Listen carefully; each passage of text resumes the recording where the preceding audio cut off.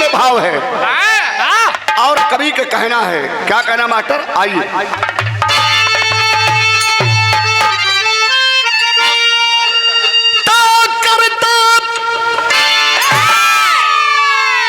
करता हर शख्स है लाख कोशिश मगर ताल गलती नहीं उसके होने के आगे, होता वही जो लिखे हैं विधाता, अरे भाग्यशाली या कर दे या भागे, पैदा हुआ पुत्र कुंभकर्ण का मूल नक्षत्र में सगुन था भारी,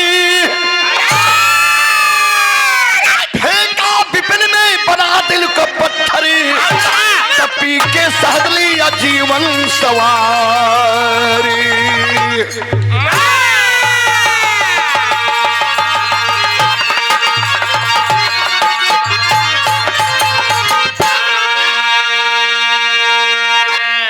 बड़ी अनमोल लाइन कभी लिखल ए भैया, पुरुष बलि नहीं होत है समय होत बलिवान। समय का चक्र ऐसा होला कि समय के सामने जमाने के आका को भी नतमस्तक होना पड़ता है। 15 दिन के मूल नक्षत्र में अरे 72,000 लड़का पैदा भी। अरे मूस का बच्चा, हम कहीं लड़का, तू लोग कहाँ मूस का बच्चा। अरे भैया इतना ज्यादा बता, कहाँ पैदा भैया, जानते हो कहाँ भैया, पूरे लंका की रियासत में। अरे पूरे लंका में 72,000 लड़का 15 दिन में पैदा भइले। रावण त्रिकालदर्शी विद्वान रहा, भूत भविष्य वर्तमान तीनों काल का ज्ञाता रहा। रावण पतरा उठा के देखत हुए कि 15 दिन में इतनी लंबी वैकेंसी कैसे खुल गई। तो उस समय मूल नक्षत्र चल रहा था बाबूजी, आदेश करवा दिया रावण, सारे के सारे बच्चे हमारे लिए अभिशाप है, सारे बच्चों को सागर में बहवा दिया जाए। कुल लड़का बहाए गए, घरे घर से मतारिन की गोदी से छोड़ छोड़ के आल्हर दुधमुहा बच्चा पानी में फेंक गए, सागर में बहाए गए। ये भैया 16वें दिन रावण हवेली के तीसरे मंजिला पर अपने आखिरी छत पे चढ़ के टहल रहा था। आधी वक्त के बेला रहल, एगो लड़का के रोली के आवाज आए, क्या मोर नीर मत बोला, लड़कन ने रोवा। आवाज को भापते भापते भापते भापते रावण उस दरवाजे पे पहुंचा जिस दरवाजे से आवाज आ रही थी। तो पहले तो सोचल के काठे बच गिले के काठे निकल गिले। वो दरवाजा किसका था? किसका? कुंभकर्ण का था। गर्जने लगा रावण, अरे भाई कुंभकर्ण अगर जग रहा है निकल जा बाहर, मेरी आवाज सुन रहा है, अरे तो बाहर निकल जा, लंकेश आवाज दे रहा है। कुंभकर्ण का दुल्हन हिले लगल, पकड़ हिले लगल, ये तो लंकेश्वर की आवाज है और बड़े गुस्सा में है। दुल्हन कहली कि ठीक भैया, रामदास बड़ौदा पहाड़ी से, बहुत बहुत सप्रणाम भैया। ए भैया कभी गौर करिए, दुल्हन जगाई के कुंभकर्ण से कली जगते रल कली देखता, तू अरवा पर जा देखा लंकेश्वर गर्जत हुआ, बड़ा गुस्सा में हुआ। खोल के दरवाजा कुंभकर्ण आया, भाई रावण को देखा तो बड़े विनम्र भाव से प्रणाम करता, भैया प्रणाम स्वीकार हो, बधाई हो। अरे बेटा भला भैया, बेटा हुआ है, बधाई दे रहा हूँ। लंका का राजा रावण कहा कि बधाई लेने नहीं आया हो रे भाई, यह बच्चा जो हुआ है मेरे लिए अभिशाप है। अपनी दुल्हन के गोदी से उठा और ले जा करके सागर में बहा दे, यही आदेश है रावण का। दुल्हन गोदी में लेके बचवा का मुंह निहारत नहीं, पहले फर हो देखत रहने आ तबले हर आदेश कदले को के नोच के माई के गोदी से पानी में बहवा दा सागर में। आया रावण की बात सुनकर के कुंभकर्ण दुल्हन से कहला कि देबू तनी बचौआ के भैया मंगना देखे बदे देदा तनी मुंह दिखा दे। ये भैया दुल्हन कपड़ा में लपेट के देनी तो मुंह थोड़ा दिखावत हो। लेकर के चल दिया सागर के किनारे और सागर में फेंकने से पहले 1 मिनट रुक करके सोचने लगा वो कुंभकर्ण, पानी में फेंक दूंगा मगरमच्छ घड़ियाल खा जाएंगे तब मर जाई, पहले फर हो एक ही झाड़ी में धय दही, मरी तो मरी नहीं, जियत रही तो जियत रही। एक झाड़ में धय के आ वापस कुंभकर्ण आई गए। आज जब वापस अले तो ये बाबू लड़का मरल ना, वो जी गयल।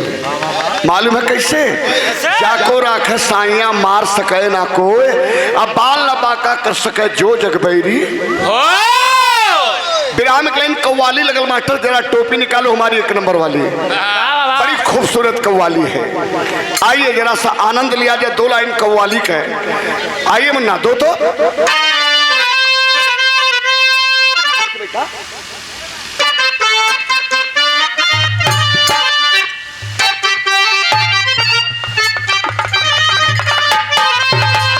लाइए दीजिए।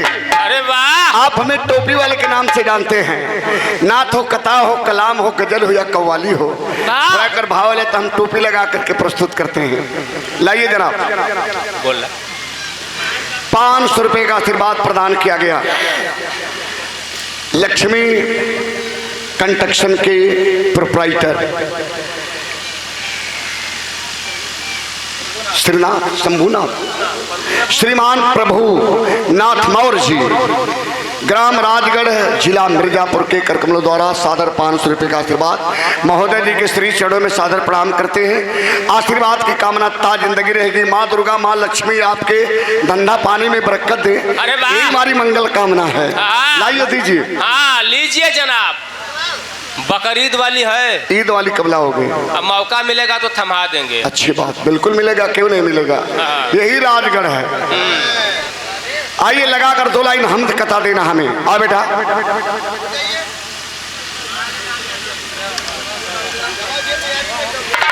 बड़े बुजुर्गों का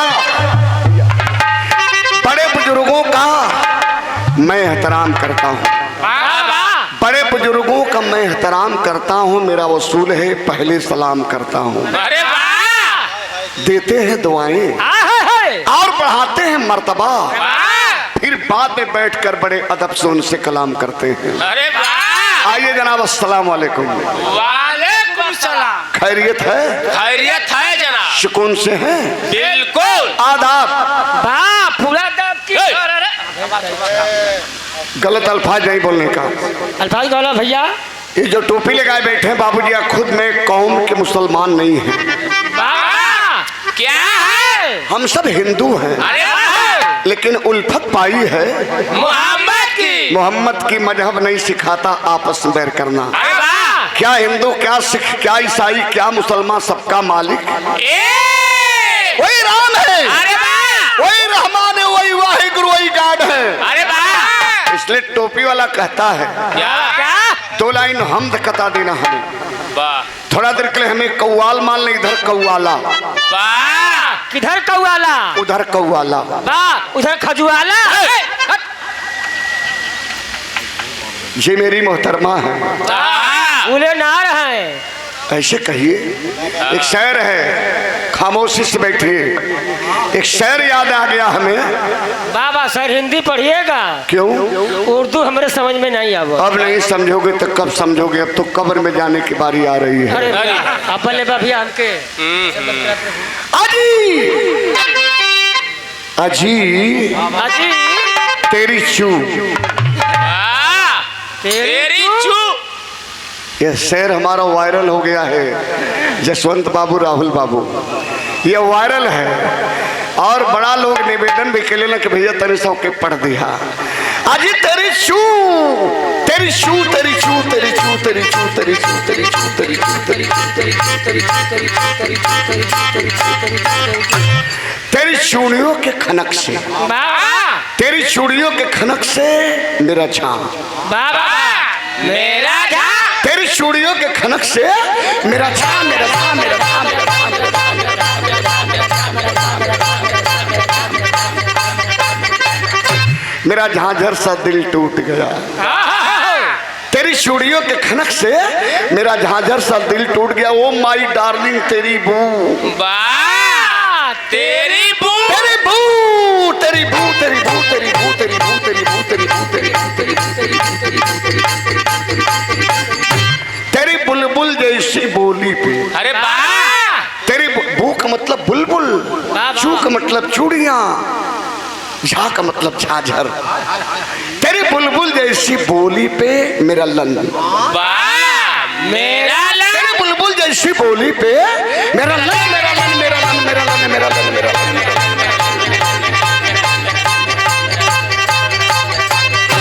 मेरा लंदन जाना छोड़ गया।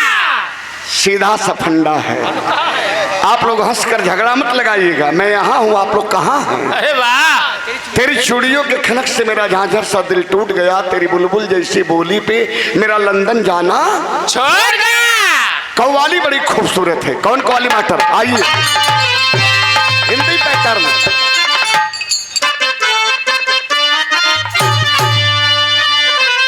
पंजाब के बोतल में इंटरनेट, क्या कहना है? पंजाब के बोतल में कश्मीर का पानी है।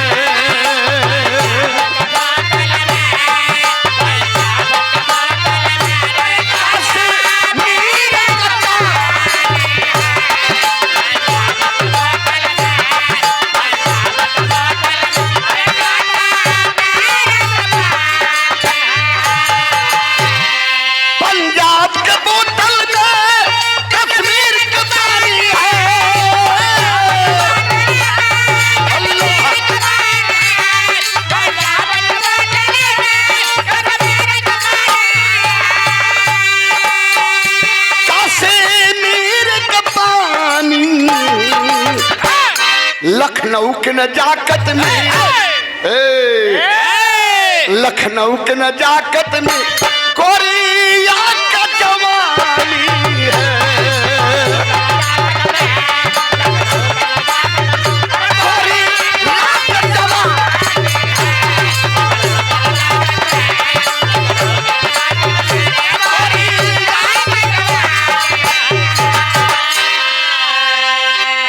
मन कई लाइन कर लड़ी है बाबू, लेकिन आप लोगों का वक्त नुकसान हो गया। हम बताइए कव्वाली बदल जाए, मेरी टोपी कलर बदल जाए। तो हर कलर कब बदली? तो पागल हुआ। काला को काला न समझो, काला सब में आला है। काली पतली काला सुरमा, वो माय डियर आंख में रहने वाला है। अब तो लोग हमें रजनीकांत भी कहते हैं बिरहा जगत में। सादर 50 पे का पुरस्कार के दिला गामा भैया के हमारे प्रणाम हो। श्रीमान जय सिंह मौर्य जी की ओर से सादर 100 रुपया कलवारी से गामा भैया हमारा बहुत बहुत प्रणाम। तो ए भैया कुंभकर्ण के फेंकल लड़कवा झड़िया में मरल ना बच गल। अरे वाह, कैसे बचल? बिरहा का मेन भाव देलाल।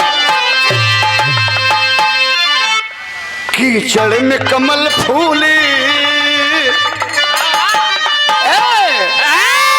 कीचड़ में कमल फूले, लानत है पानी को।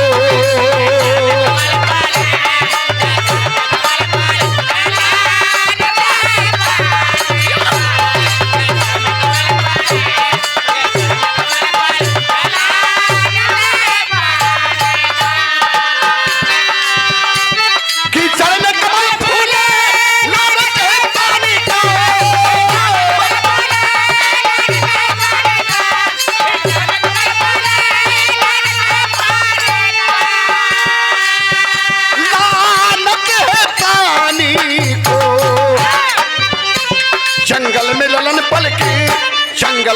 पल के पायल है जवानी को।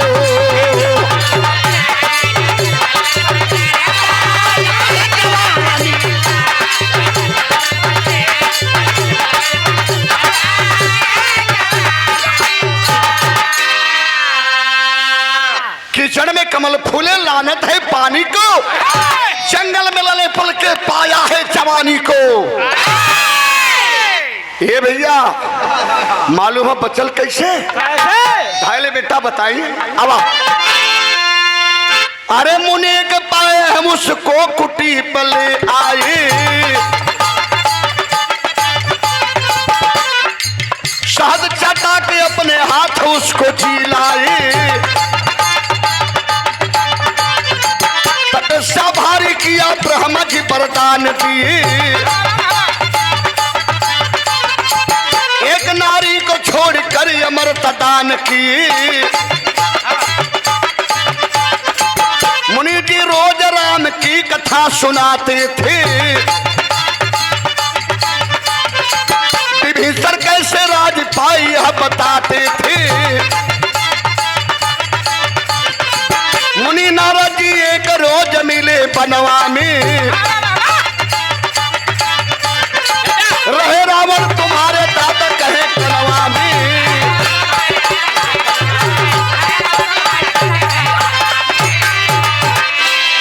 ए भैया भौजी नहीं आली आयल है कहियो ये मूड में होके गाड़ी में चलिया मुन्ना भैया, नहीं गाड़ी उड़ के चले लगी पटरी के नीचे नीचे। सैंदन मुनि स्नान करके सागर से आश्रम की ओर जा रहे थे, झाड़ी में देखे एक दुदुमुहा बच्चा किलकारी मार मार के चिघार मार मार के रोत रहल। सैंदन मुनि का कलेजा बिहर गल। अरे कौन मतारी रहल हो जौन जन्माई के अपने गर्भ से अब बचवा के झाड़ी में फेंक दिलस। बढ़िया मुन्ना भाई, मुन्ना बढ़िया कही झाड़ी में फेंक दिलस। ममता का सागर फफाई गल और मुनि जी वो बचवा को उठाए के ले आए के कुटिया में शहद चटाई चटाई की मार पियाई पियाई के बड़ा कहने। जब 12, 14, 15 साल का भैल नवधा भक्ति में लीन हो गए। नवधा भक्ति? हाँ हो, नवधा भक्ति में लीन हो गए। वही कुटिया में मुनि जी रोज राम की कथा सुनाते थे, विभीषण कैसे राज पाई यह बताते थे। राम चर्चा रोज वही कुटिया में होए, लेकिन लड़कवा जब राम चर्चा से खाली होए तो कुटियावा के पिछवा एगो टीला रहल। टीला? माटी का ढूहा। अरे वाह, माटी का ढूहा। वही टीला पर बैठे आसन मार के आंख बंद करे और मालूम है कौने भक्ति में लीन हो जाए। ओम नमः शिवाय, ओम नमः शिवाय,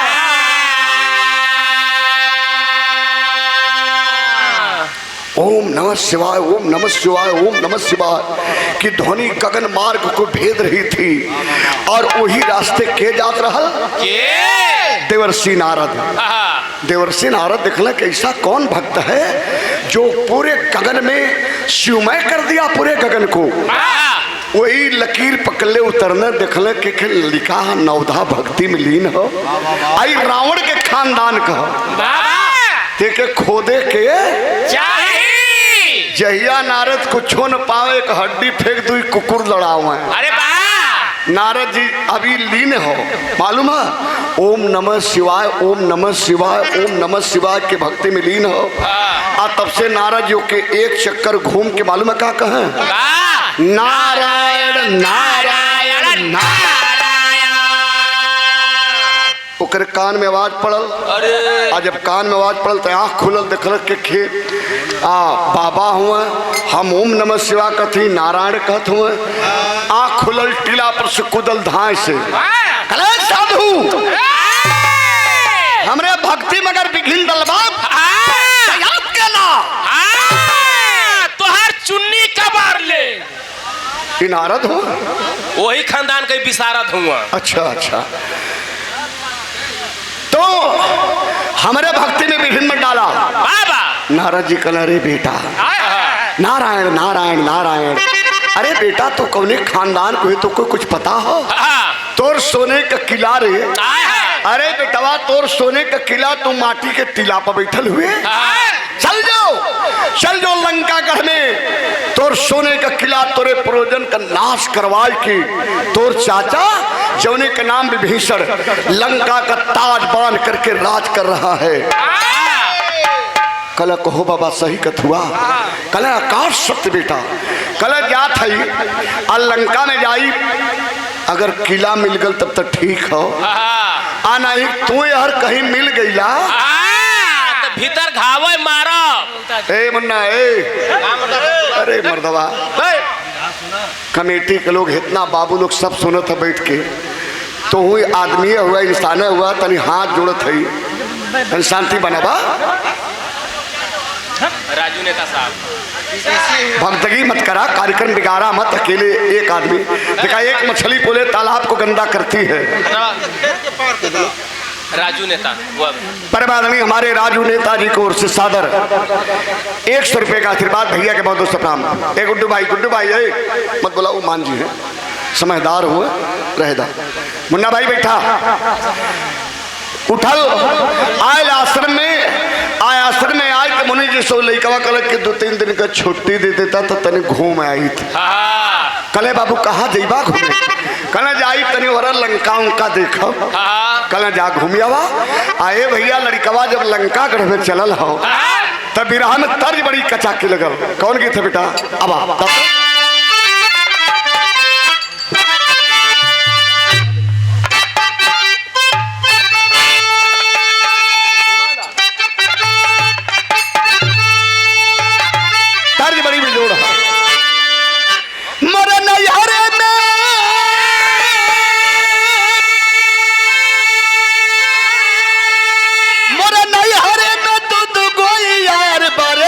संग ना जइबो,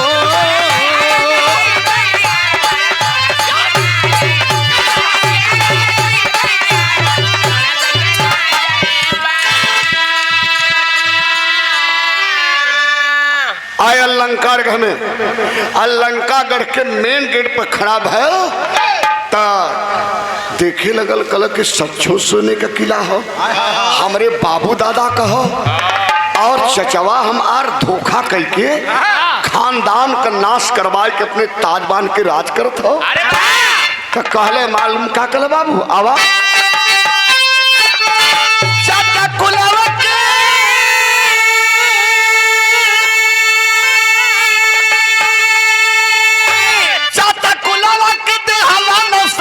बुझाए देहला कुल कटिया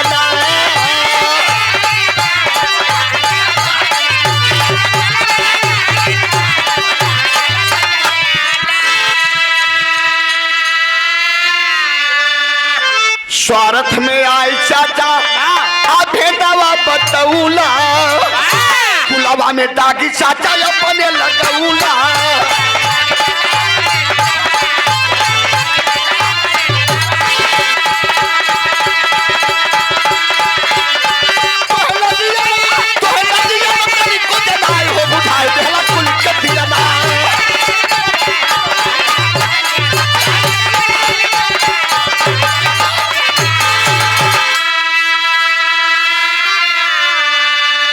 पंद्रह 16 साल का बालक लंकागढ़ के मेन गेट पर ललकार रहा है, अरे चाचा विभीषण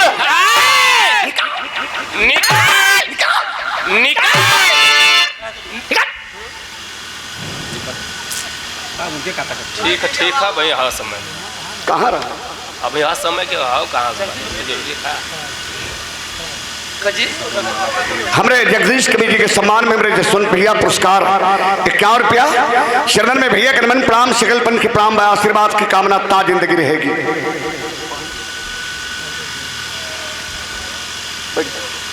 सुंदर पुष्पहार और सादर 100 रुपए का आशीर्वाद।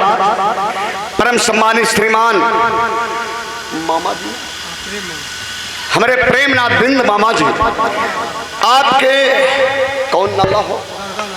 गर्दा नाला से, और आपका बेटा इसमें दरोगा पद पे आसिम है मऊ में, गंगाराम बिंद। बहुत बहुत धन्यवाद, प्रणाम मामा जी के चरणन में नमन प्रणाम, सभी प्रणाम। लेकिन याद रहे पंचों, भैया बोला मत, गौर करेंगे कलश के निकल जा, विभीषण कलश की करे चच्चा कहे वाला कौन होगा ले, खोज के मरवोली खानदान में कोनो बचले नहीं।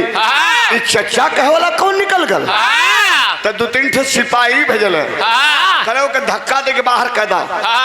अइले सिपाही लड़कवा के लगना डांटे ए लड़के के चचा कथे रे कैसन चचा रे? कहले सुना सुन एक किला में हमार हिस्सा हो आ जो राजा विभीषण है वो है हमार चचा है। तो ओके लगना सोन ढोकरी आवे लोलवा पकड़ के ले सो डांटे कैसन चचा कैसन हिस्सा कैसन चचा कैसन हिस्सा कैसन चचा कैसन हिस्सा कैसन चचा कैसन हिस्सा कैसन हिस्सा रे आ कैसन चचा रे? भाग भाग भाग डांट के भगा देने से तो कहलस कि जाए के चचवा से कहदा सुन आज जाती काल फेर आई आज अंगुरिया सीधे कैले है कल आई तो टेढ़ कह दे आ खींच ले। चढ़ गिल बेटा चढ़ गिल बेटा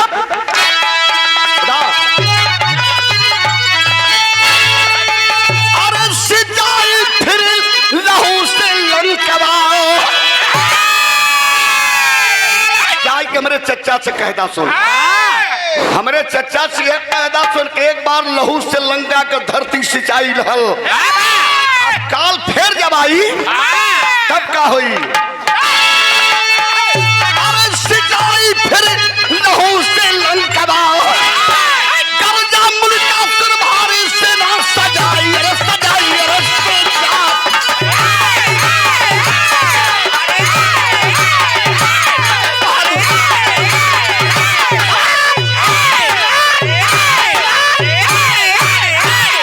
क्या बात है? कर्जा मुल्का सुरभारी सेना सजाई सिंचाई फिर लहू से लंकवा। अरे ये हमारे से दे दा ये का तो भैया मेहनत करता हूँ भैया मैं 40 रुपया कम है ये कमर रेट जोड़त हुआ 70 वाला मर्दवा चूतिया कहीं का तोरे नजर में वो दारू पिए ना? अरे भैया पूरा घी काम करते समय है तो वह जसवंत भैया हुआ मैं बता दी है तो आर ऐठन कुल तोड़ दी है पक्कल और एक सेना का निर्माण के गठन कैलस लड़कवा मुल्का सुर मूल नक्षत्र में पैदा भैल है तब मुनि जोकर नाम मुल्का सुर धैले हैं। ये भैया एक सेना का गठन कैलस आ 3 दिन के बाद आयल तो लंका के नाका नाका पर सेना लगाई के अपने मेन गेट पर फैल अपने मेन गेट पर होके आवाज दिला रहे चाचा विभीषण निकाल निकाल निकाल तोरी बहन बैठी हो कगरिया नतीजा बाकी नहीं छोड़ा आया आया विभीषण के लिए परच गया ये मानी नहीं लेकिन दल बल जब विभीषण निकलने तो फिल्म का गीत निकल फिल्म का नाम नया दौर। अरे वाह कौन गीत लाल दाता अरे कोरिया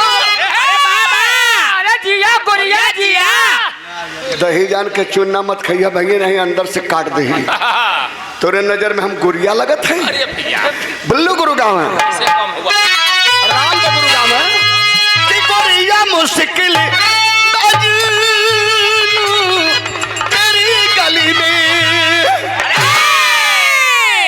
गुरिया मुश्किल भेजीना तेरी गली में मजा बरहो महीना तेरी गली में। अरे मजा 13 महीना तेरी गली में एक महीना बढ़ कैसे गए जब 2 साल पहले मल मसावा लग गया रहा। अच्छा मलमास से खे बढ़ गए एक पतारा लेके चलल करा पूछा था जला भैया इनके पूछे वाला बसाहा क्षेत्र में ढेर जजमान है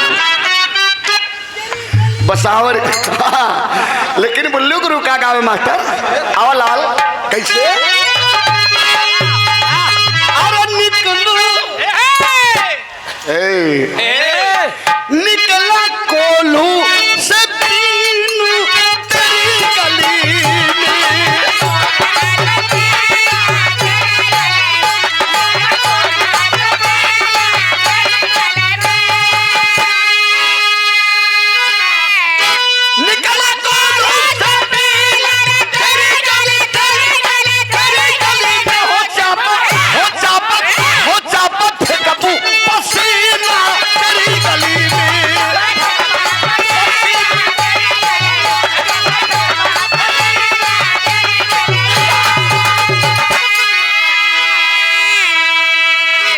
लेकिन गाना में बड़ा बेजोड़ लाइन है। विभीषण जब चलल हुआ कहे आज के खत्म कर दे, न रही न चच्चा कहीं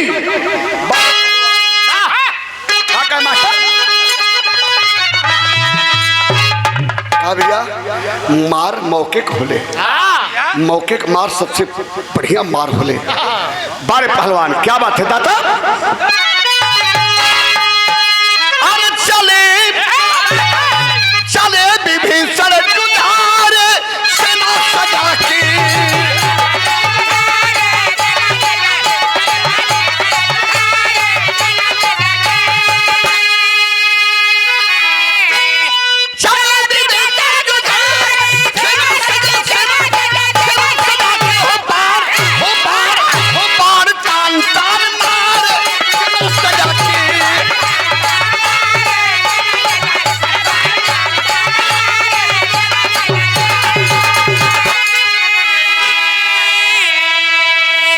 जितनी भी भीषण के बाण आवे लगने बाण पर बाण मारे। भैया बोला मत, भैया भैया अलैकवा नहीं हत्था।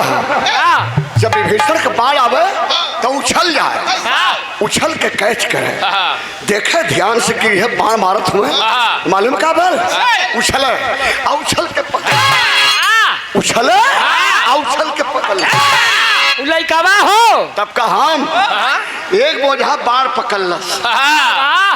विभीषण के तर्कस में जब एको बाण नहीं बचल तब दक्षिण लगले ताके कले चच्चा जन मरला मालिक पकड़ के धैले है आवा ले जा। एको बार कम नहीं है, एको बार कम नहीं है। शुद्ध बोली हेमन बोली, लेकिन याद रहे अब हम मारब, हम मारब तक गर्दने काटब। अरे हम मारब तक गर्दन काटब। अरे बाप रे बाप, विभीषण जिंदगी में कबो लड़ाई देखले ना रहा, सोचला कि झटक दही भाग जाई। लेकिन जब मारे वाली बात आई तो सोचला कि हमार कुल बाण पकड़ ले कि गर्दन काटे में दूर आए नहीं है। यह गर्दन पकड़ने पीछे लगना है, आप पीछे हटत हटत हटत थाश कुदल एक भागल अयोध्या में गई है। अयोध्या में जाए के मालूम है क्या कहे? त्राहिमाम त्राहिमाम त्राहिमाम त्राहिमाम।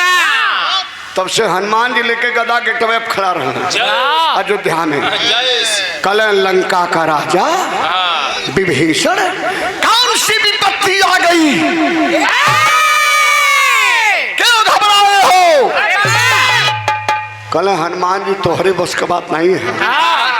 3 दिन हो गए मिलाए के चच्चा चच्चा कह के हिस्सा मांगत है।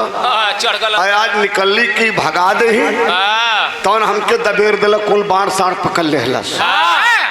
भगवान निकलने कल कि भरत आ शत्रुघ्न ई लोग नागल हैं, लक्ष्मण के लेला हनुमान के लेला भरत शत्रुघ्न के लेला ई लोग भगा दी हैं। लक्ष्मण भरत शत्रुघ्न आ हनुमान जी अले लोन का छक्का छोड़ा दे। आई लोन का जब छक्का छूट गल तो भगवान मर्यादा पुरुषोत्तम राम स्वयं चले हैं। आज जब स्वयं चलना तो मालूम है का भल का भया? हनुमान जी आगे आगे रहना कल हर घूमत रहो गयल के हर आ तब से लइकवा लंका के सबसे ऊपरी छत पर चढ़ के देखा था। अरे वाह हमरे बाबू दादा का किला इतना बढ़िया है। आ तब से हनुमान जी नीचे से जाए के गर्जना करत हुए किधर गया, निकल निकल, आवाज दे रहा हूं निकल जा, किधर गया? ऊपरा से तकलस ऐसे झकलस तकलर चचवा ललगड़ियावा बानर लेके आई है। आई बानर आनहर हो गल लौकत नहीं है। तो ये भैया उतर हल पर ब्रह्मा का बरदानी समझत हुआ। अब ओके जौन बा का पता बा कि हनुमान जी हुई है राम जी हुआ। कला बंदर इधर हूँ बड़ा देर से चिल्ला रहा है कि किधर है, तो इधर हूँ देख। तब से चिढ़ावे लगा बताया बंदर हनुमान जी गुस्सा में लाल कहले कि सुन दुष्ट बालक, गदा उछाल के मारूंगा तो आकाश में जाएगा और गदा चला कर मारूंगा तो पाताल में जाएगा। कलह बनरा का देखा, उछाल के दबाए के मारी आजा आजा आजा आजा। तब से बाबूजी फेंक के गदा हनुमान जी मरबे तक कहने, हनुमान जी मरने तब से उछल के गदा पकड़ के कहत है बंदर कहते रेल नहीं चल जो हनुमान जी। तब से हनुमान जी पोछ पीछे डाल के उत्तर घूम गई। अरे वाह वाह रे हनुमान जी, हनुमान जी वाह। ये तो भरियार लगा था। भिड़ गई लड़ाई मर्यादा पुरुषोत्तम राम से। आज जब भिड़ल लड़ाई तो लिखल गई कैसे बेटा बसवरिया।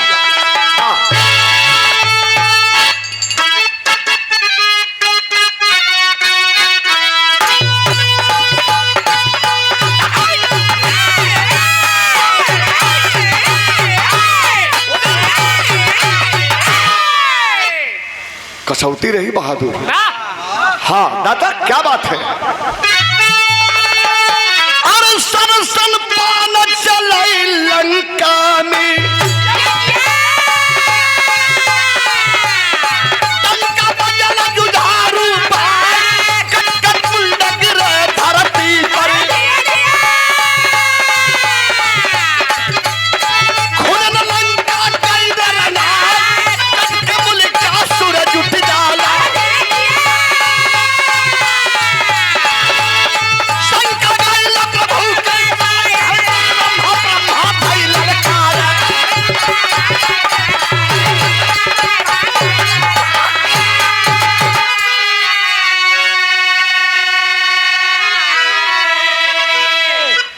मर्यादा पुरुषोत्तम राम 3 दिन कटल है। वाह आ ओकर मूड़ी 3 दिन जुड़त रहे। मूड़ी कटे उड़े आ उड़ के सागर में गिरे आ फिर छलछला के निकला के धर से सड़ जा। भगवान की स्थिति खराब होने लगा।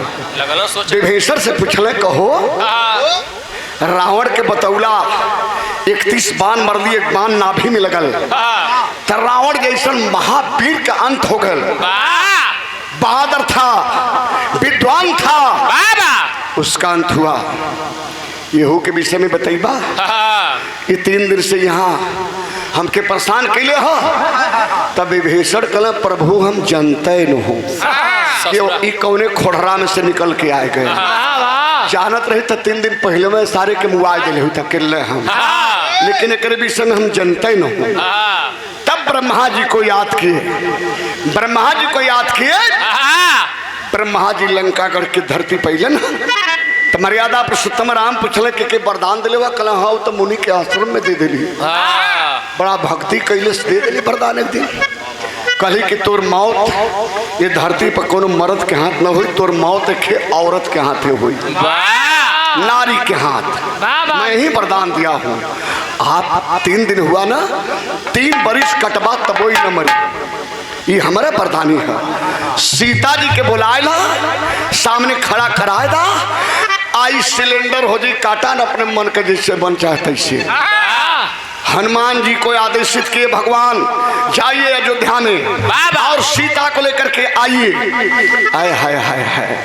जब हनुमान जी चलने बाबूजी तो गईले माता सीता से कहले कि हे माता सीता, जौने माता सीता की जय हो। भक्त हनुमान आया, हे मैया हे माते, जौने नगरी में रावण चुराए के लिए रहल आज लंका में, वही नगरी में आज प्रभु श्री राम की मर्यादा ताव पे लगी है।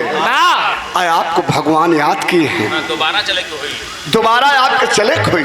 एक बार रावण चुराए के लिए गल परी, हम बुलाए के लिए चलते। सीता मैया ध्यान लगाई। आज जब ध्यान लगौली कहले ओ वहाँ हमके जाए के दर्शन ना देवे के, वहाँ हमके लड़ाई करे के। सीता जी सीता का रूप अयोध्या में छोड़ दी, बनाई वही दुर्गा का रूप, रणचंडी भगवती का रूप बनाई के। सीता जब चलल है तब कहना हो कैसे मास्टर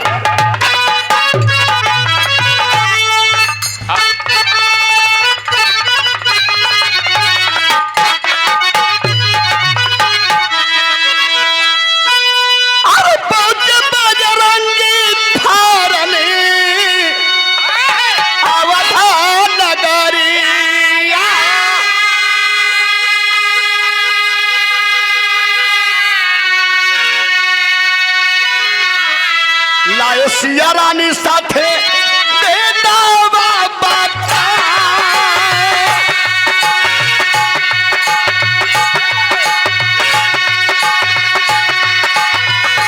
लाया सिया रानी साथे बेटा बाबा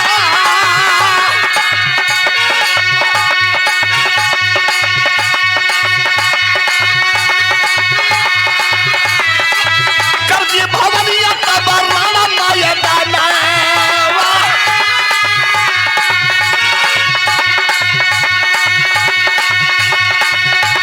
दौड़ा मुल्क सूरा हाथ के गावा उठा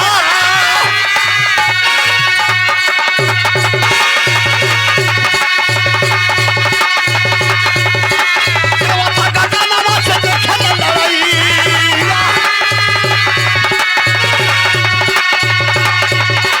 देवता का गाना से देखे न लड़ाई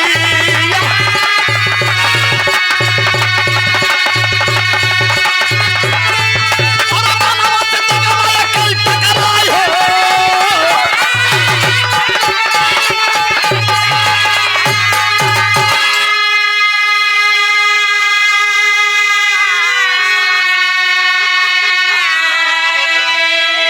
पहुंची मैया सीता मर्यादा पुरुषोत्तम राम से कही बाबा हटिए जगह दीजिए। आज में ही राम जगह दिला तो पहली बार सीता के चंडिका के रूप में दिखले भगवान राम देखले कि तो अष्टभुजा हो गई 8 भुजा वाली वही सीता 8 भुजा वाली चंडिका का रूप पकड़ के सामने खड़ी है। बाबा मुल्कासुर भुलाए गल हल कि हमार मौत मेहरारू के हाथे हो नारी के हाथे हो 28 बांध के टूटल भगवती खींच के खड़ग मरनी कटल गर्दन आ गर्दन कटल तो रोप के खप्पर में लहू पिए लगली। मुल्कासुर का तो अंत भल बाबू। भैया बढ़िया बढ़िया मुन्ना भैया दिखाई पुरस्कार देने मेला का मिठाई हो और रुपया है आगरा वाली मिठाई है आगरा वाला पेठा है बनल हम मथुरा के पेड़ा नहीं है जिया राजा जिला सोनभद्र। बैठ जा बैठ जा बैठ जा बैठ जा ऐसा एक आठे आदमी महफिल में रहना जरूरी है हम अच्छा कहले पर बैठो जाते हैं बैठ जा बैठ जा।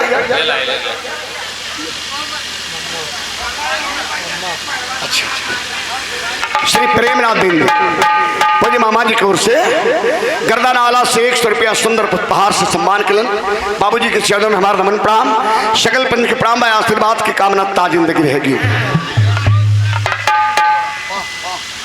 बड़े सुंदर कलाकार हैं और हमारे छोटे भाई हमारे बड़े अजीज हैं छैलू बावरा जी पहेती ना सतीशगढ़ बहुत बहुत धन्यवाद बाबू के मालिक सुखी रखे सुंदर उपहार और रुपया पुरस्कार से सम्मान के लेना। मुल्कासुर कल्लहू धरती जब नहीं गिरा खप्पर में रोप के रणचंडिका भगवती जब पान कैली तब मुल्कासुर का अंत तो जरूर भयल लेकिन मुड़िया वही आकाश में जाए के रोवे लगल न धरती पाई न सागर में गिरल वो बहादुर बालक की मुड़ी हुई आकाश में जाके रोए लगल आ रोई के राम से ना सीता से ना हनुमान से ना लक्ष्मण से ना अपने चचा विभीषण से के बात कहला कि ये चचा धरती रही आकाश रही समाज रही ये दुनिया में तोहार नामों रही लेकिन कैसे रही बढ़ल बेटा दो तो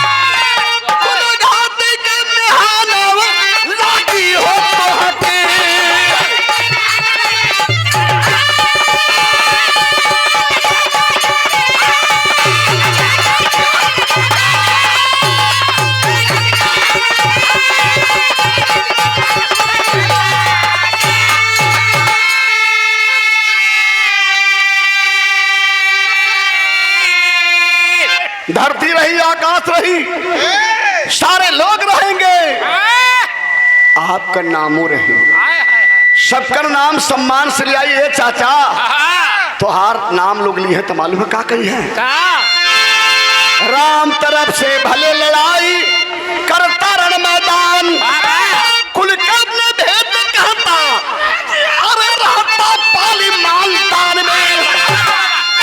में तोर माया नाम हो लागी तो हकी।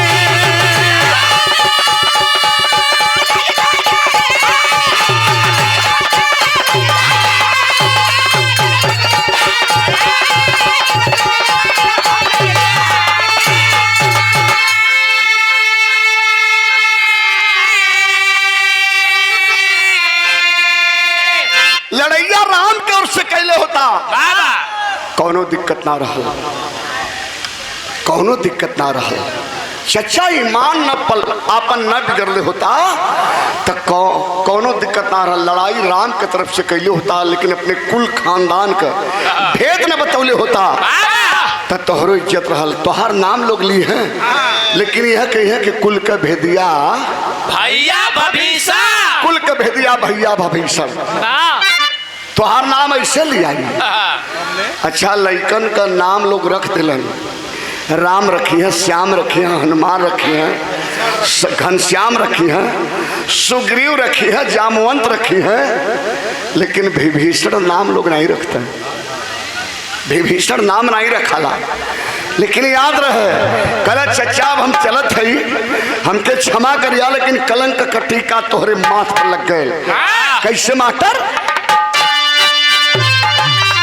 इतना कह के प्राण को छोड़ा, खुशी है भगवान जय सीता चरण चंडी, अरे जय घोषला आसमान शान से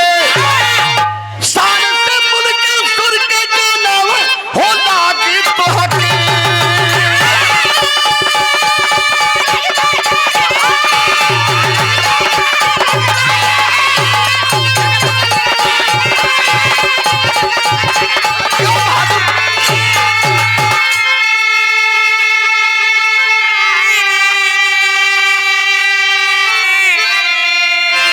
वही समय से सीता का नाम आगे हो गल और राम का नाम पीछे। वही समय से चूंकि सीता मैया नौ चंडिका नौ दुर्गी महिष मर्दनी का रूप जब बनाई तब मुल्कासुर का वध की। तो एक रूप दुर्गा का चंडिका का भी हो, चंडी रणचंडी, रणचंडी का रूप सीता बना करके महिष मर्दनी के भेष में हो करके मुल्कासुर का नाश कर ली। तो सीता का नाम आगे, राम का नाम पीछे। आप लोग कीर्तन गावला सीताराम सीताराम सीताराम सीताराम, जय जय सिया राम जय जय। पूरी कचौड़ी लंगड़ायाम तो बंदी बैठी बा बैठ गल की मर्दवा रहे थे। लेकिन याद रहे बाबू लोग, शक्ति हमेशा अपने धरती पर जब जब अत्याचार हुआ है तो किसी न किसी रूप में मां शक्ति का अवतार लेकर के अवतरित हुई है। तो आखिरी में कहना हो जरा सा गौर करिएगा, तब से लेकर के अब तक, तब से लेकर के अब तक राम का नाम जो है हमेशा पीछे रहा है और शक्ति का नाम आगे रहा है। सीता तब राम हो चाहे राम तब सीता, लेकिन वही समय से माई सीता का नाम आगे, राम का नाम पीछे। तो आखिरी में कहना कैसे मास्टर? गुरुदिन मोहम्मद राम सेवक सिंह शिवदन की पानी कथन करें हरिद्वार संगमिका जी सलामी।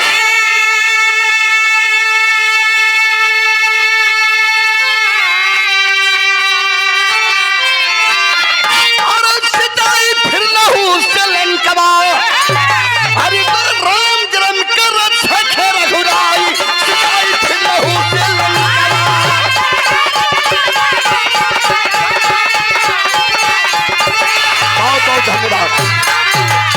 लेकिन इतिहास का यह वह भी रस होगा कि किसी राज्य की लड़ाई नहीं होगी, पूरे देश की, पूरे हिंदुस्तान की लड़ाई होगी। कि जहां पूरा हिंदुस्तान दुश्मनों की चपेट में था और धू धू कर जल रहा था, कश्मीर से कन्याकुमारी तक 16 साल 18 साल 20 साल 22 साल के नौजवानों ने तिरंगा झंडा लेकर के और आवाज लगाया था, घर हमारा मलकाना तुहारी ना चली, छोड़ दो हमारा मुल्क, हमारा देश छोड़ दो। ये जवानों ने आवाज लगाया था, बूढ़े बच्चे नौजवान लाम बंद हो गए थे। और एक बात आपको याद दिला दूं, 200 साल तक गुलाम था देश, 2, 4, 5 नहीं, 200 साल तक। इस गुलामी का कारण कौन था? ये आइए मास्टर जी।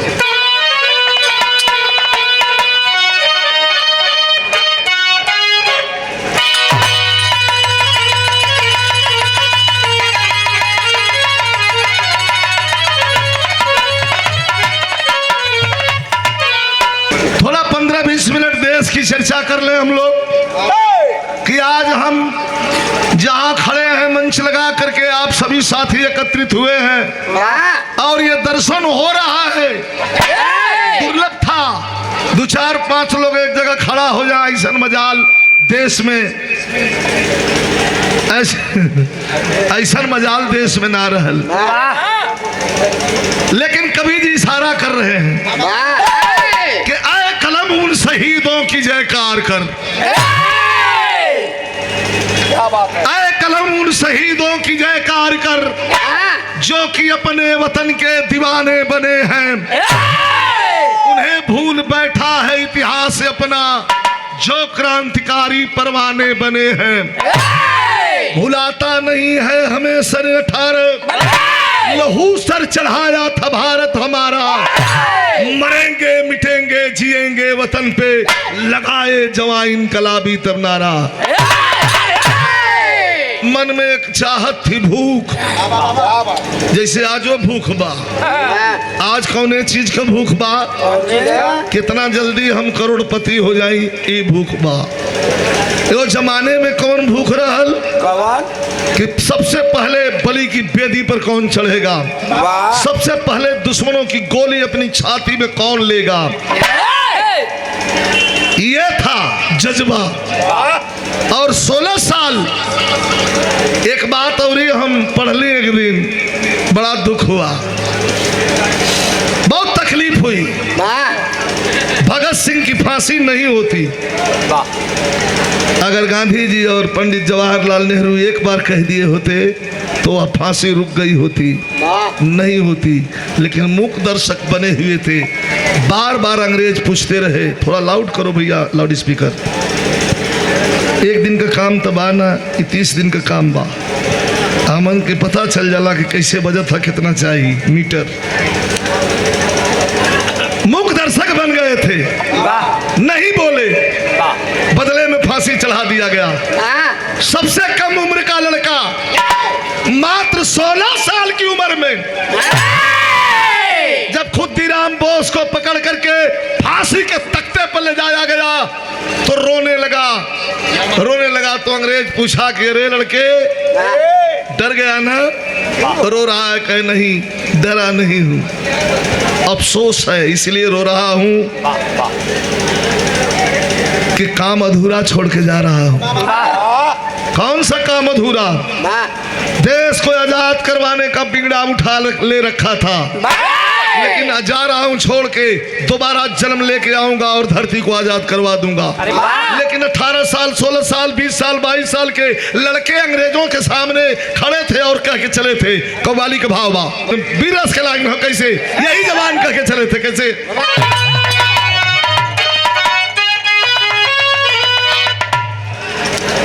जवान कह के चले थे कि चढ़ा दे सूर्य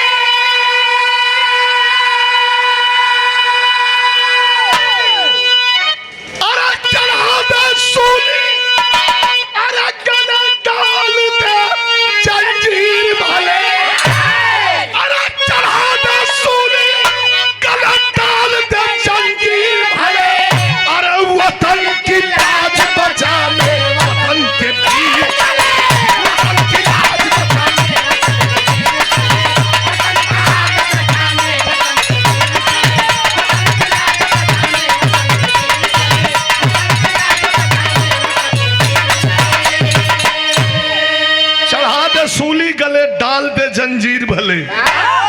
ध्यान से 15 मिनट सुनिएगा। यहाँ जितना लोग जुटल बा मात्र बिरहा के सुनने वाले लोग नहीं है, सब देशभक्त हैं। जितने लोग हैं सब देशभक्त बैठे हैं यहाँ। अपने में हमारी आपकी अलग अलग मानसिकता, अलग अलग सोच हो सकती है, लेकिन जब देश की अस्मिता का सवाल होगा, देश की इज्जत की बात होगी, तो लोहा से लोहा टकरा जाए, सब एक संग चल रही। इसीलिए जवानों ने कहा था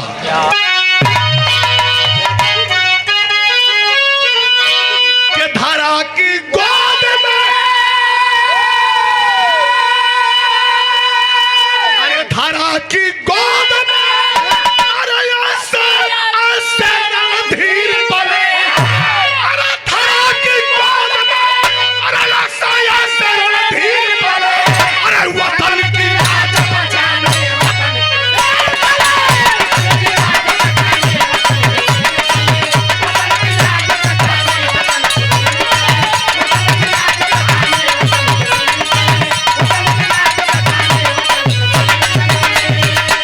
बात समझते जाइएगा। आजादी जन्म सिद्ध है अधिकार,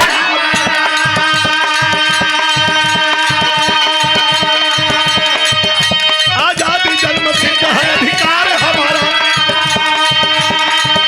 पूजा था देश भर में इनकलाब का नारा। कहानी चल रही है, था नागपुर के पास एक गांव जंगली, नागपुर महाराष्ट्र। था नागपुर के पास एक गांव जंगली, रहती थी बेटे साथ जहवा बुढ़िया मंगली, रहती थी बेटे साथ जहवा बुढ़िया मंगली। थोड़ा बात समझ में। नागपुर के नदी के निकटवर्ती इलाके में एक गांव में पूरे लोग हैं, तमाम लोग हैं, लेकिन कभी ने फोकस किया है, एक बुढ़िया माँ है, मंगली नाम है। उसके पति को अंग्रेजों ने मार दिया। होते था नागपुर के पास एक गांव जंगली, रहती थी बेटे साथ जहवा बुढ़िया मंगली। गांव वाला घर छोड़ करके नदी के किनारे घर बना करके रहने लगी। क्यों? अपने बेटे को बचाने के लिए। पति को मरवा दिया दलालों ने, बेटा बच गया है, 22 साल का जवान बेटा। उसको बचाने के लिए नदी के किनारे घर बनवा करके वहीं रह रही है। कुछ जमीन है, जमीन में खेती क्या हो रही है? मूंगफली, चिनिया बादाम। बेटा चिनिया बादाम की खेती, खेत जगोर रहा है कि मतलब रखवाली करत बा कि कोनो जानवर न आके नुकसान कर दे। माँ एक दिन सोई है, कहानी चल पड़ी है। एक रोज क्रांतिकारी जो तीन भाग कर, एक रोज क्रांतिकारी जो तीन भाग कर, झोपड़ी में छिपे हरा पत्थर। एक रोज बुढ़िया मंगली सोई हुई थी, तीन अजनबी बुढ़िया की झोपड़ी में घुसे। बुढ़िया सोचत बा के भाई के चोर तो हुई है ना, हमारे घर में का बा, भूजल भांग नहीं बा, का चोरई है हमारे घर में। लेकिन फिर सोच रही है, हम तक कहू का लड़का, रात को 11 बज रहा है, कभी कहते हैं पता नहीं है कि ये कौन है, लेकिन कौन थे बताऊंगा मैं। बुढ़िया न जान पाई कि मेहमान हमारे, बुढ़िया न जान पाई कि मेहमान हमारे,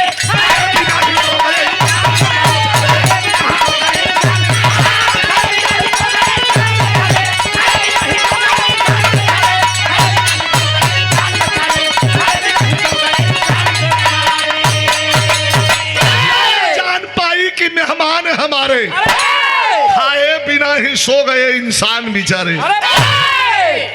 माँ तो माँ के जैसा सोचेगी। सोचा लगल कि तीनों अइलन, ना पता केकर लड़का हुअन, तीनों जो न एक घरवा में सुतल हुअन, तो इनके कुछ खिया दे का। बुखार में थी, सोचा लगल कि चला सवेरे कुछ खिया दे, लेकिन क्या सोच रही है, तर्ज बड़ी बेजोड़ लगल। छपरा में बिहार में चुनाव में तहलका मचाया हुआ है हमारा छोटा भाई, उसी की गाई हुई गीत है। पूरे बिहार के चुनाव का फोकस बस खेसारी लाल के ऊपर है। पूरा कुनबा लपटा हुआ है, पूरे बीजेपी के लोग एक साथ लपटे हुए हैं कि इसको हरा दिया जाए, लेकिन सब पर भारी है। वो मेहरारू का कितनी दुर्भाग्य बा, ये जो मास्टर कहत हूँ कि अरे सैया, अरे सैया, अरे बबुआ सूती जल कोरा में कि अरे सैया लइका सूती जल कोरा में अदिया के अजोरा में ना अकेतनो अदुधावा पिलाई भर कटोरा में। अब ऐसे बड़ा बड़ियार दुख कोनो मेहरारू के ना हो सकता। दोनों के मेहरारू का मरद कटोरा में दूध पिया या पेटकुइया हो के सूत जाए। खैर कुल छोड़ा, आनंद इंटरटेनमेंट है। माई का सोचत बांगना में सुतल कि माई, भावनात्मक भाव कि माई अरे दुखा मेरा तिया बितावत बाड़ी सपना सजावत बाड़ी हो।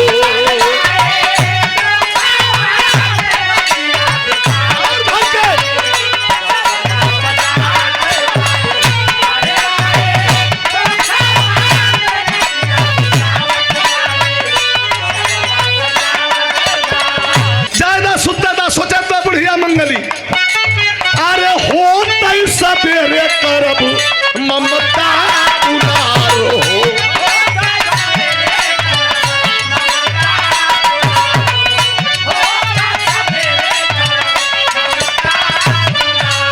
अरे कवनो चमनवा कोई बारो,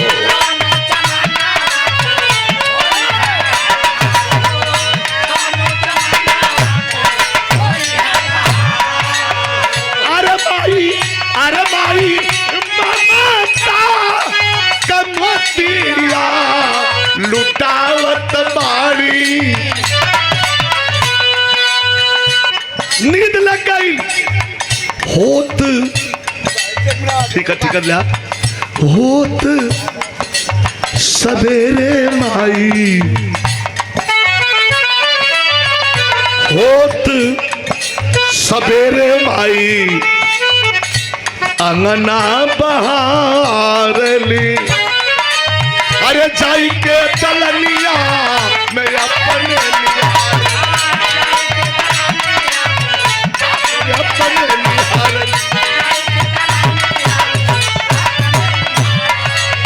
अरे पीनो, अरे पीनो, अरे पीनो चली गईले असुआ गिरावत बाड़ी।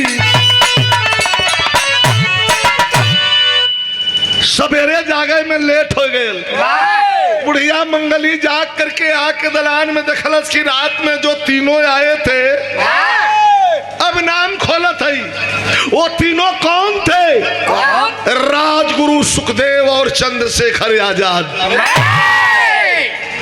2-3 घंटा अंग्रेजों ने पीछा किया था। 2-3 घंटा आराम करने के बाद तीनों बुढ़िया की झोपड़ी से फिर रास्ता बदल करके निकल गए थे। बुढ़िया सोच ही रही थी तब तक अंग्रेजों का दरोगा, खन्ना दरोगा, जो बुढ़िया के पति को 6 महीना पहले गोलियों से भूना था, एनकाउंटर में मारा था गलत इंफॉर्मेशन पे, खन्ना दरोगा आया, गाड़ी रोक लिया। अरे बुढ़िया, कांप गई मंगली बुढ़िया कलश की साहब, हमारे लड़का खेतवे में रहला साहब, कहीं नहीं जात साहब, हमारे लड़का का कोनो शिकायत आई बका साहब? कह नहीं रे बुढ़िया, वो तीनों कहाँ है? कहा कौन तीनों साहब? कहा जो रात में तीनों तुम्हारे घर आए हैं, तुमको नहीं पता है वो तीनों। ए भैया, ए नौटंकी हो, हल्ला कर रहे हो आप। इतना आदमी सबका थोड़ा शांति, कोई बात हो धीरे से बात ला, हमें डिस्टर्ब ना हो। इतना आदमी हमके सुनत हुआ, तो के छोड़ के सबके हम आपके सुनी कैसे लगी? थोड़ा धीरे धीरे आप बात कर लें, यहाँ तक आवाज में आवे।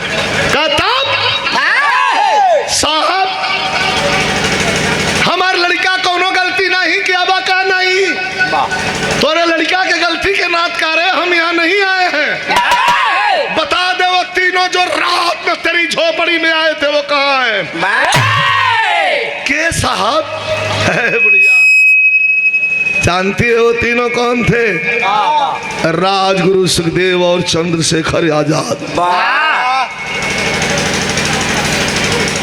बुढ़िया की आंखें चमक गई, 2 कदम पीछे हट गई। ये दरोगा जी, हमार भैया चंद्रशेखर आए ललन हमारे घरे। सचो दरोगा जी? कहाँ है लाओ? तब तो रोने लगी बुढ़िया, रोवे लगल। का कलश मास्टर? बुढ़िया रोने लगी कि बड़ी गलती हो गई सर। कैसी गलती? क्या कहती है मास्टर?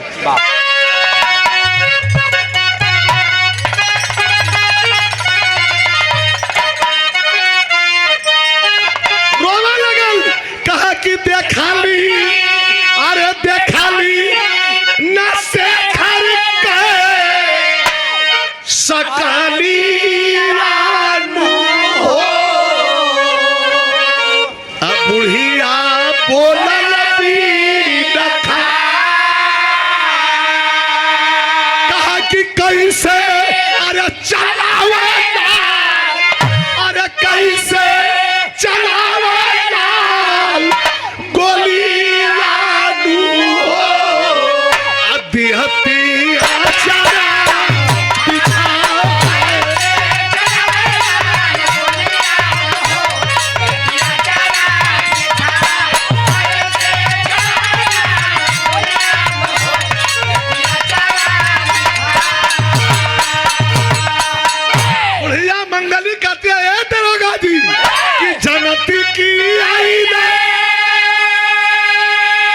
चंद्रशेखर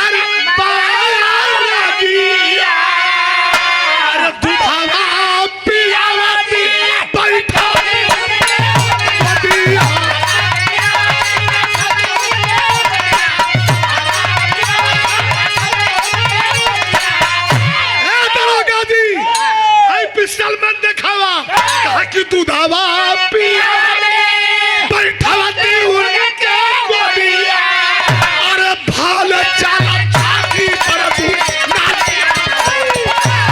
भाल चाला छाती पर तू नालिया न हो देती लूटा।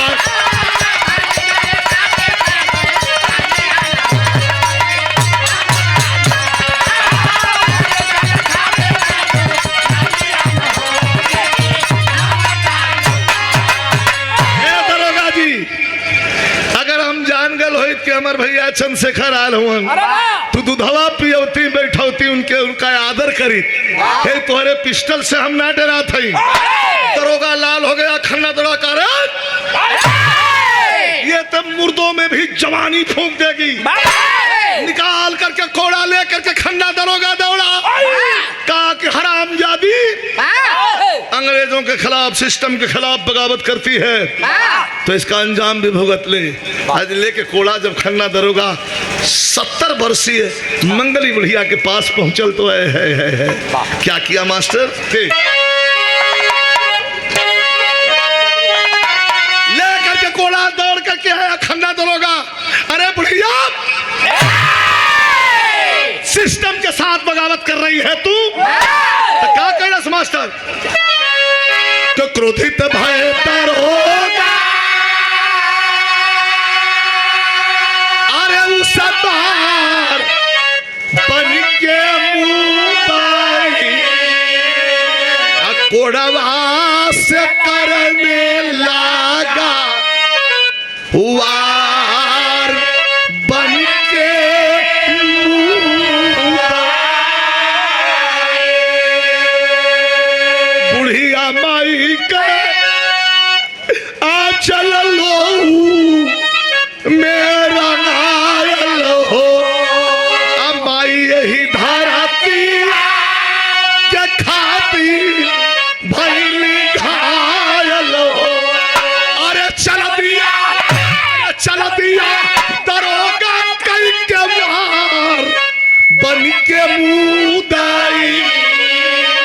बुढ़िया बेहोश भई लाचार बन के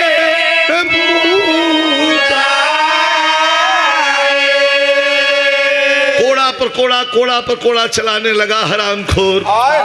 इतना कोड़ा मारा कि बेहोश होकर के धरती पर गिर गई, छोड़ करके चला गया। पानी पानी चिल्ला रही है 70 वर्ष की मंगली बुढ़िया, लेकिन डर के मारे कोई पानी देने वाला नहीं है। लेकिन अब बिरहा तनी बगावती तेवर में आ गई। काट के लकड़ी जंगल से बुढ़िया का बेटा आया है। काट के लकड़ी जंगल से बुढ़िया का बेटा आया है। अरे उस रक्त रंजिता माता को गोदी के बीच उठाया है। बोली बुढ़िया है लाल मेरे, आया और माँ को उठाया, रोने लगा। कहा माँ, माँ ये तेरी हालत किसने किया है माँ? सिर्फ उसका नाम बता दे माँ। पानी का छींटा दिया, एक घूंट पानी पिलाया। जब होश में आती है बुढ़िया तो धीरे से कही कि बोली बुढ़िया ऐ लाल मेरे, बोली बुढ़िया ऐ लाल मेरे, आजादी सुमन खिलाना तुम, लोहू के कतरे कतरे का चल के हिसाब चुकाना तुम। बेटा दुनिया के अंदर, बेटा दुनिया के अंदर समझो के है ईमान वतन, प्राण से प्यारी मातृभूमि और समझो के भगवान वतन। मैं जा रही हूँ, लेकिन एक माँ तेरे हवाले करके जा रही हूँ। रो रहा है, नहीं माँ मुझे तेरे साथ रहना है माँ, तू मुझे छोड़ के नहीं जा सकती माँ, मैं तेरे साथ ही रहूंगा माँ, तू जहाँ जाएगी वहीं मुझे भी चलना है माँ। लेकिन नहीं बेटा, भारत माँ का कर्ज है, हमारे जवान चल पड़े हैं, जवानों का साथ दे, अब मेरी अंतिम समय है। इतना कह करके बुढ़िया, इतना कह करके बुढ़िया अपना प्राण छोड़ देती है।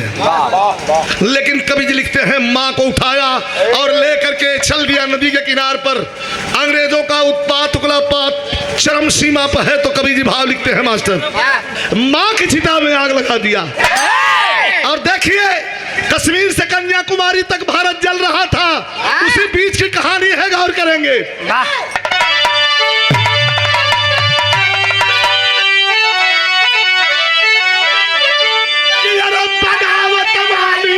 आधी जब चली, अरे बगावत वाली आधी जब चली, अरे बाजा बिगुल क्रांति का झूमता।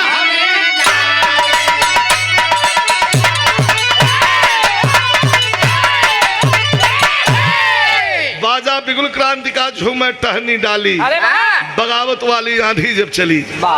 अब मन में यही संकल्प लेके एक तरफ चिता जल रही है, दूसरे तरफ कह के क्या चला मास्टर,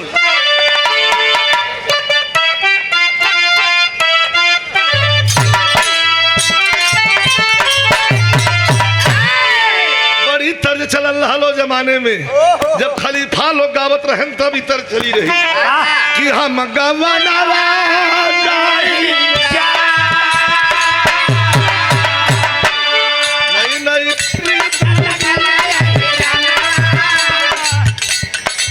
कौनो का हम गवनवा नहीं जा, कौनो का कह हम गवनवा कहिया जा, हम गवनवा कहिया जा, रही मस्जिद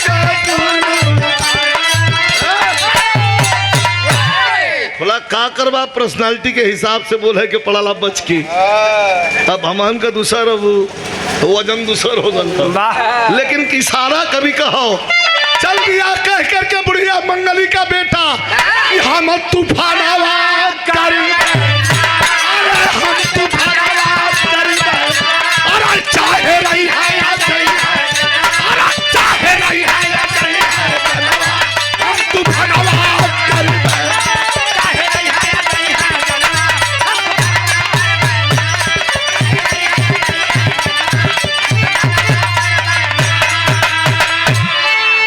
की गोली, अरे गोली सीधा के पीछे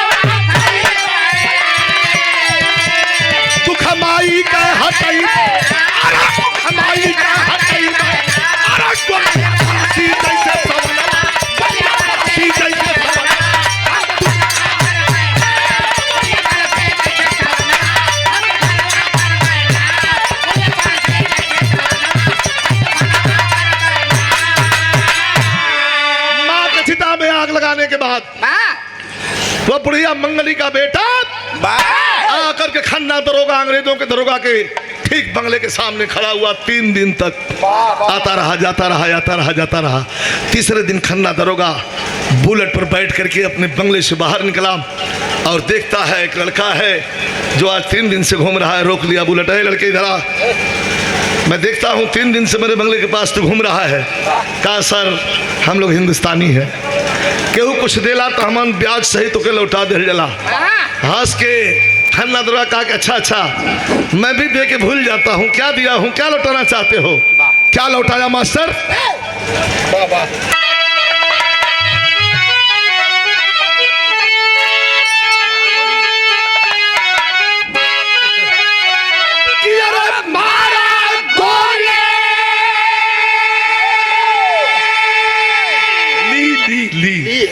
लेना अरे गोली, अरे खन्ना को दीवाना कर चल मर्दाना, मातृभूमि पर होगा गली।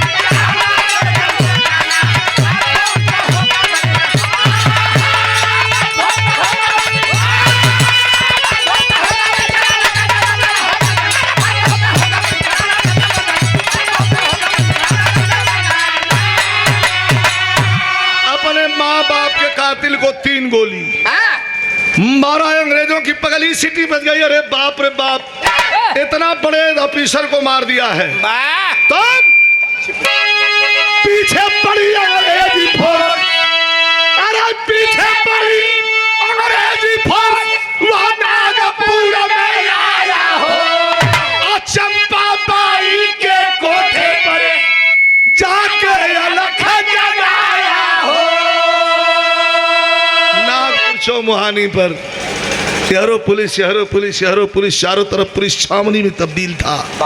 अंतिम बिरहा का निचोड़ सुनी है, बैठा है वहीं, पुलिस सब पकड़ लेगी, तब पकड़ लेगी, अब पकड़ लेगी, तब पकड़ लेगी। तब तक बगल से नजर गई, एक 3 तल्ला मकान था, मकान की सीढ़ी बाहर से थी, के उसी सीढ़ी पर चढ़ा और जब ऊपर गया तो क्या देखता है कि 22 लोगों का नाच चल रहा है, नृत्यांगनाएं नाच रही हैं। और कोठे की मालकिन कौन थी? चंपा बाई बैठ करके अपने डांसरों को नचा रही थी। तमाम तमशगीर बैठे थे, लोग तमाशा देख रहे थे, पैसा दे रहे थे। गाना जो संगीत के प्रेमी थे संगीत सुन रहे थे। कह रही है चंपा बाई, कह रहे लड़का इतनी कम उम्र में और भूल के तू चला आया कोठे पे, तू गाना बजाना सुन ले। हाथ जोड़ के पीछे में बैठल चंपा बाई से का कहलस, कहा कि माई बन के, अरे माई बन के दे दो हमें ठिकाना, कर चल मर्दाना, अरे देश का कारण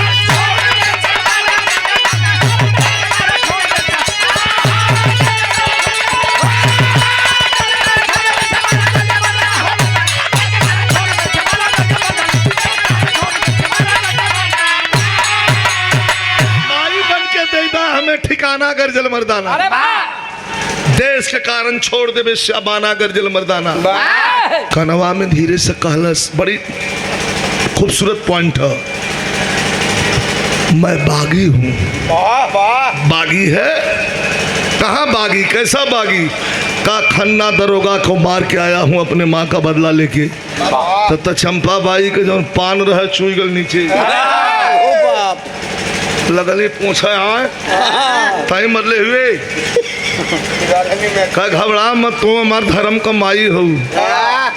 एक लाइन बोलल, माई बन के दे दा हमें ठिकाना गर्जल मर्दाना, और देश के कारण छोड़ दे शाबाना गर्जल मर्दाना। हमारी माँ तो मर गई, अब तो हमारी माँ तो मर गई, क्या मेरी माँ बनोगी? चंपा बाई कौन ऐसा कलेजा हुई जो ना हिल जाई। चंपा बाई कोठे की मालकिन जरूर थी, लेकिन उसके भी सीने में दिल था। कवि जी कहते हैं मास्टर,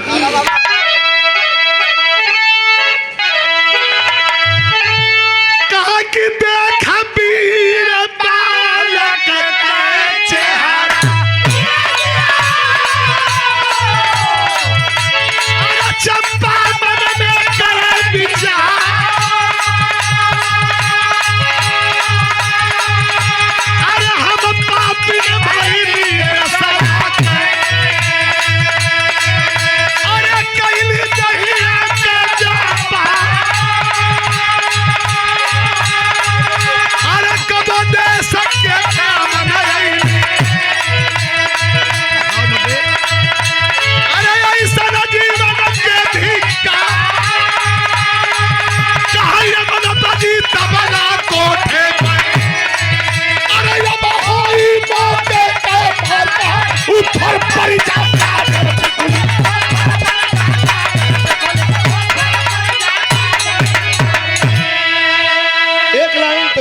मिनट।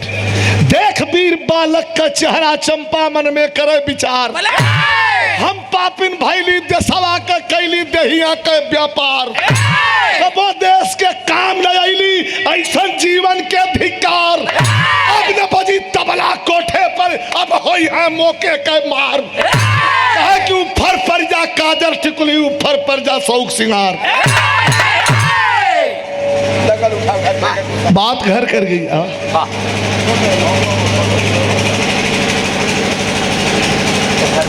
आज के बाद हेलो, इस कोठे से इनकलाब निकलेगा। कार्यक्रम के आयोजक संरक्षक बड़े भाई चुन्नू यादव जी, जो इस कार्यक्रम के पूरे कर्ता धर्ता है, उनके द्वारा स्मृति चिन्ह और अंग वस्त्र देकर के विजय लाल यादव जी, जो कि बिरहा जगत के सम्राट कहे जाते हैं, उनको सम्मानित कर रहे हैं। चाहेंगे जोरदार तालियों के साथ इनका स्वागत करें। आदरणीय हमारे भैया श्री चुन्नी यादव जी, एक बार ताली तो नहीं बजाए, हाथ खोल के भैया। ये दुर्गा बाजार है, प्रोग्राम तो रोज पूर्वांचल में अमन रोज गावत है, लेकिन जो सम्मान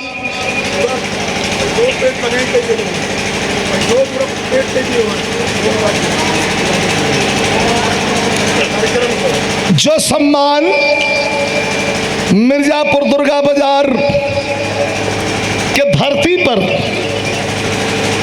जो सम्मान मिलता है और जो सम्मान कलाकारों को दिया जाता है, वो कम नहीं।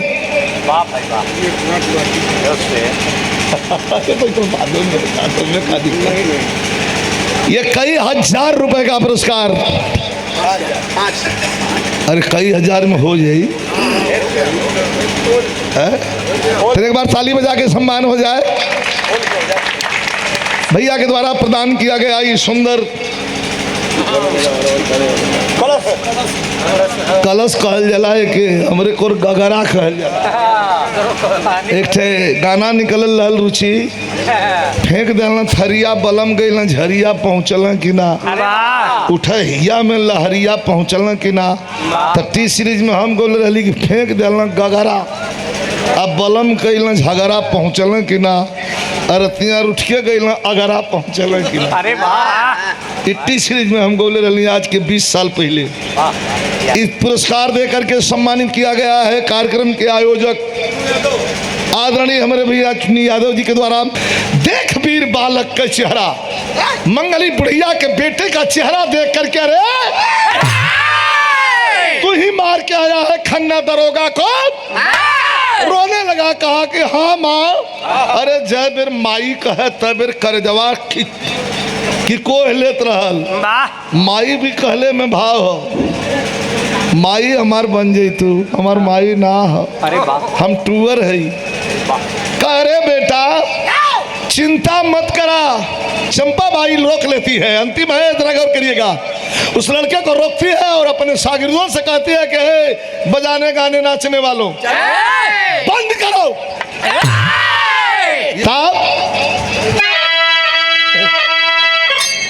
एक दिन नाम एक जना दल गोली यादव तो थमा कर कैसा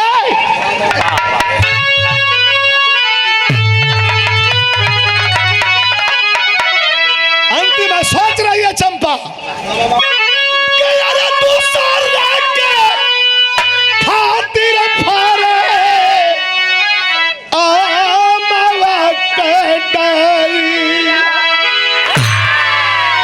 आ दूसरे के खातिर बहल गंगा जी के।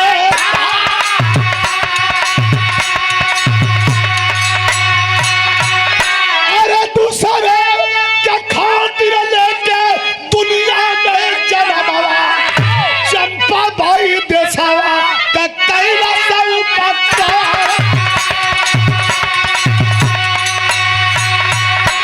एकदम आज से कोठे से इनकलाब निकलेगा, लेकिन आप दिखाइए चंपा का बेटा एगो चुन्नी लाल अब थानावा पे भेदावा बतावला बता। चंपा का बेटा चुन्नीलाल जाकर के थाने पर दरोगा जी से कहा कि दरोगा जी नाच गाना बंद करवा दलस माई हमार और एक ठे बागी के रख के जौन बा तो दूध पियावत हो बासी भात पर बिना डुलावत हो। ऐसा क्या? तो पुलिसिया हाथ लगौलन तब चुन्नी के दरोगा बंद कैले कोठरी में। अरे चल भैया अपने चंपा भाई के दुआ पहले सूरज के भोजन करावत रहली चंपा, वही सूरज के भोजन करावत रहली चंपा।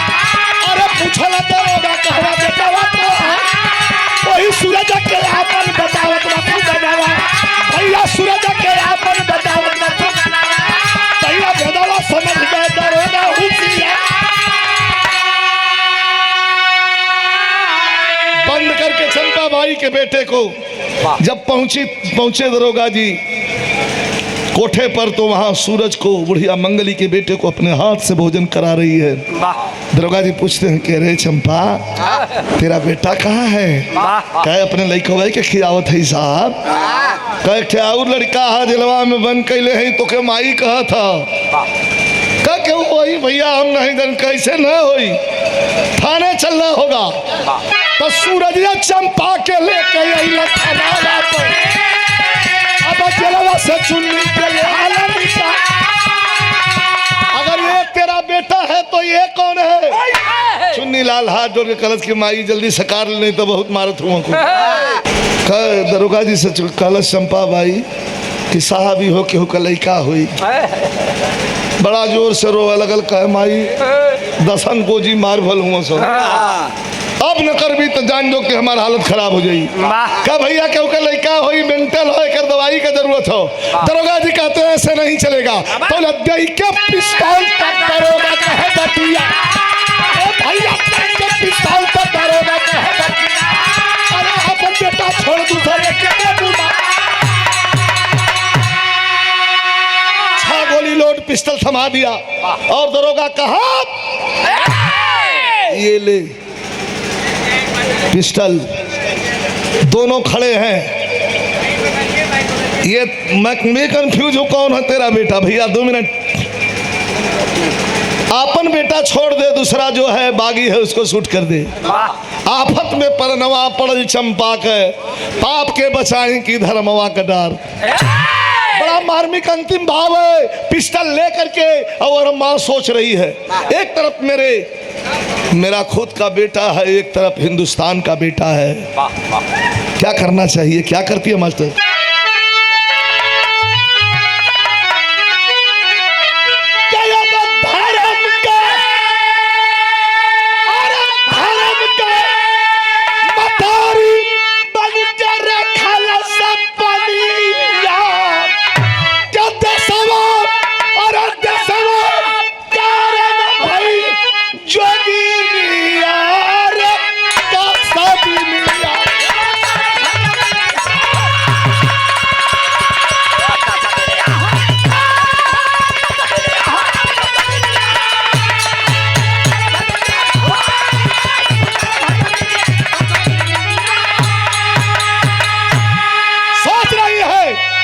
सोचा चंपा चुन्नी रही के तबला ताल बजाई है अपने लड़कवा के छोड़ दे तई तबला बजाई बीड़ी सिगरेट दो ले आई अरे वाह टहल करी लेकिन सूरज सोचा चंपा चुन्नी रही के तबला ताल बजाई है अरे सूरज बेटा रही के हमारा देश प्रेम देखा रही है मरल से चुन्नी के बावनिया अरे कैसे भी लिया अपने बेटे के सीने में गोली मारती है। वाह वाह माई कह के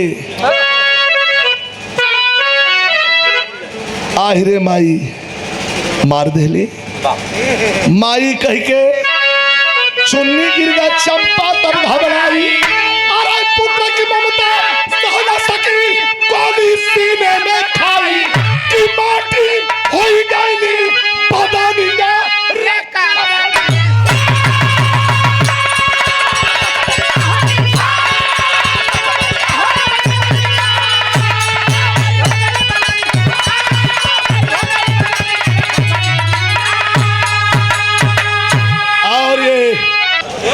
हमारे महेश यादव भैया, हमारे भैया लोग कुछ यादव जी के भाई, हमारे भी भाई हों। ये अंग वस्त्र दहलन 500 रुपया।